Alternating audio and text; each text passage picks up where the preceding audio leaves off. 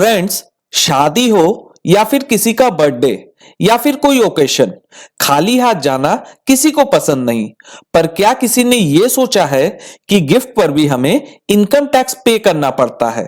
सुनने में थोड़ा अजीब लग रहा होगा, पर बात यह सही है। सो फ्रेंड्स, आज के इस वीडियो में हम जानेंगे पूरी details income tax on gift के बारे में कि गिफ्ट पर कब टैक्स लगता है, किनसे या कब गिफ्ट मिलने पर टैक्स नहीं लगता है, और साथ ही किन बातों का ध्यान रखना है गिफ्ट लेते वक्त। So friends, income tax act के मुताबिक अगर एक फाइनेंशियल ईयर में अगर आप 50,000 से ज्यादा की गिफ्ट लेते हैं, चाहे वो कैश हो, मॉनेटरी हो या नॉन मॉनेटरी हो, या इमूवेबल हो या फिर मूवेबल हो, तो आपको उस गिफ्ट पर इनकम टैक्स पे करना होगा अपने स्लैब रेट के हिसाब से।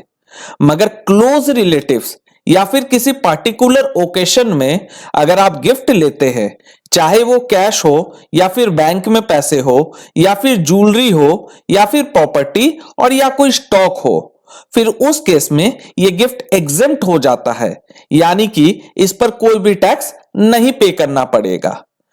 इनकम टैक्स एक्ट ने क्लोज रिलेटिव के बारे में बताया है जिनसे आप गिफ्ट ले सकते हैं और उस पर आपको कोई भी टैक्स नहीं पे करना पड़ेगा। कौन कौन है ये क्लोज रिलेटिव, आइए जानते हैं इस चार्ट की मदद से। सबसे पहले आता है इंडिविजुअल, यानी कि मैं। अब मैं अपने फादर और उनके भाई बहन से अगर कोई गिफ्ट लेता हूं तो उस पर मुझे कोई भी इनकम टैक्स पे नहीं करना है। दूसरे नंबर पर मदर आती है, तो मैं अगर अपनी मम्मी या फिर उनके भाई बहन से कोई गिफ्ट लेता हूं तो उस पर भी मुझे कोई टैक्स नहीं पे करना होगा। तीसरे नंबर पर आती है मेरी स्पाउस, यानी कि मेरी वाइफ। तो अगर मैं स्पाउस से या फिर उनके भाई बहन से या फिर उनके मम्मी पापा से कोई गिफ्ट लेता हूं तो मुझे कोई टैक्स पे नहीं करना पड़ेगा। चौथे नंबर पर है मेरे बच्चे। तो अगर मैं अपने बच्चों से भी कोई गिफ्ट लेता हूं तो उस पर भी मुझे कोई टैक्स नहीं पे करना पड़ेगा। और फाइनली, अगर मैं अपने भाई बहन या फिर उनके बच्चों से भी कोई गिफ्ट लेता हूं तो उस पर कोई टैक्स नहीं पे करना होगा। ये जो मेरे रिलेटिव है, अगर इनके स्पाउस से मैं कोई गिफ्ट लेता हूं तो उस पर भी मुझे कोई टैक्स पे नहीं करना पड़ेगा। स्पाउस का मतलब है हस्बैंड के लिए उसकी वाइफ स्पाउस है और वाइफ के लिए उसका हस्बैंड स्पाउस है। तो अगर मैं भी बहन के स्पाउस यानी कि उनके हस्बैंड से कोई गिफ्ट ले रहा हूं तो भी मुझे कोई टैक्स नहीं पे करना पड़ेगा। ये तो थे रिलेटिव्स के डेफिनेशंस। अब अगर ओकेशन की बात करें तो अगर आपकी शादी में आपको कोई गिफ्ट मिलता है, यानी कि कैश, ज्वेलरी, प्रॉपर्टी या फिर स्टॉक, तो इस पर भी कोई टैक्स पे नहीं करना होगा। साथ ही अगर आपको इनहेरिटेंस या विल में भी कोई गिफ्ट मिलता है, जैसे कि अगर मेरे दादाजी की कोई प्रॉपर्टी थी, उनके विल के हिसाब से अगर मुझे कोई प्रॉपर्टी ट्रांसफर हुई है तो उस पर भी कोई टैक्स नहीं पे करना होगा। तो अगर रिलेटिव या फिर शादी या फिर इनहेरिटेंस और विल के अलावा अगर आपको पूरे साल यानी कि पूरे फाइनेंशियल ईयर में 50,000 से ज्यादा का गिफ्ट मिलता है तो पूरा का पूरा गिफ्ट का अमाउंट टैक्सेबल हो जाएगा और उस पर आपको इनकम टैक्स पे करना होगा। इसको एक अच्छे से एग्जांपल से समझते हैं। मान लीजिए आपका एक एनआरआई फ्रेंड है जो आपसे दीपावली पर मिलने आता है और वो आपको एक 20 ग्राम की गोल्ड चेन गिफ्ट करता है। अब सवाल आता है कि क्या इस गोल्ड चेन पर आपको कोई टैक्स पे करना पड़ेगा? तो इसका जवाब है यस, क्योंकि आपका जो फ्रेंड है वो आपके रिलेटिव के डेफिनेशन में नहीं आता है।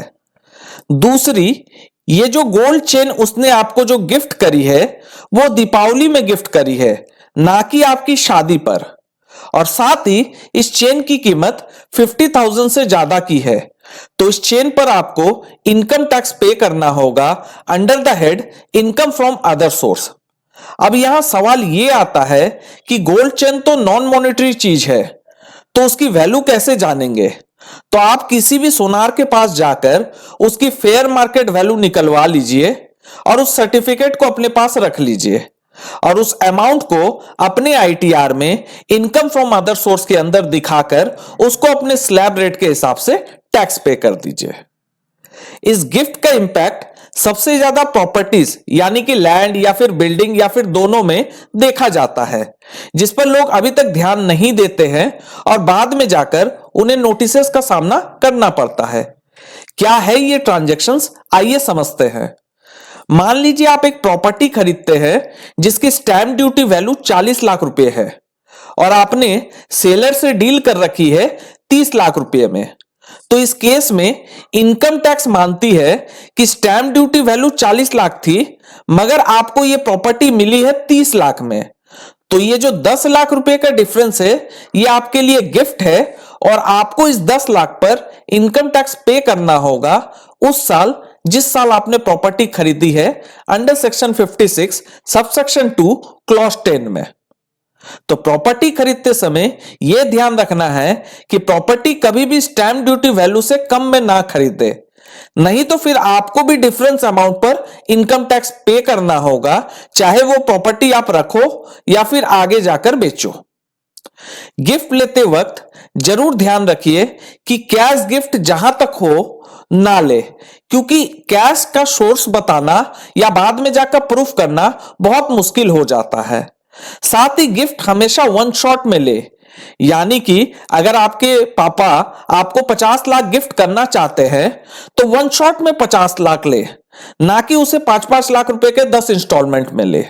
और सबसे जरूरी बात, जब भी गिफ्ट ले तो गिफ्ट या फिर विल डीड जरूर बनवाए जिसमें आप ओथ जरूर करवाए और विटनेस विथ एनओसी जरूर करवाए लीगल हायर के, नहीं तो बाद में आपसी डिस्प्यूट के कारण इस पर आपको बहुत सारा दिक्कत उठाना पड़ सकता है। और फाइनली जब भी गिफ्ट ले, जिनसे भी ले, उनकी सोर्स हमेशा 100% जेन्युइन होनी चाहिए, नहीं तो इनकम टैक्स नोटिस आने के चांसेस बहुत ज्यादा बढ़ जाते हैं। होप गिफ्ट से जुड़ी जानकारी